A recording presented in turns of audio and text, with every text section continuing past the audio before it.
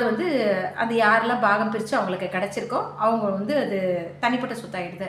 சில சமயத்தில் என்ன ஆகிடுதுன்னா, சில சொத்துக்களை மட்டுமே பிரிச்சிட்டோம்னு சொல்கிறாங்க.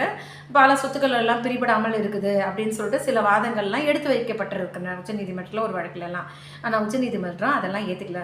ஒன்ஸு கூட்டு குடும்ப சொத்து அப்படிங்கிறச்ச அந்த பாகப்பிரிவினைன்னு ஒன்று நடந்துட்டாலே அந்த ஒட்டுமொத்தம் வந்து அந்த சொத்துக்களை பொறுத்த வரைக்கும் அந்த பாகப்பிரிவினை நடந்துருச்சு. ஸோ நோ மோர் இந்த status of the undivided ancestral ப்ராப்பர்ட்டிங்கிற அந்தஸ்தை அது வந்து இழந்து விட்டுகிறது அப்படின்னு சொல்லியிருக்காங்க.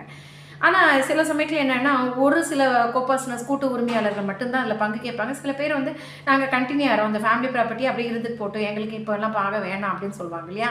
அது போன்ற சமயத்தில் அந்த சொத்தை பொறுத்த வரைக்கும் இல்லை அன்னாரை பொறுத்த வரைக்கும் அந்த பங்கு பிரித்து கொடுத்து அவரை வெளியேற்றி விட்டு மற்றவங்களோடதில் இன்னும் ஜாயின்ட் ஃபேமிலி ப்ராப்பர்ட்டியாக அந்த பரம்பரை சொத்தை அது கண்டினியூ ஆகலாம் அப்படிங்கிறதையும்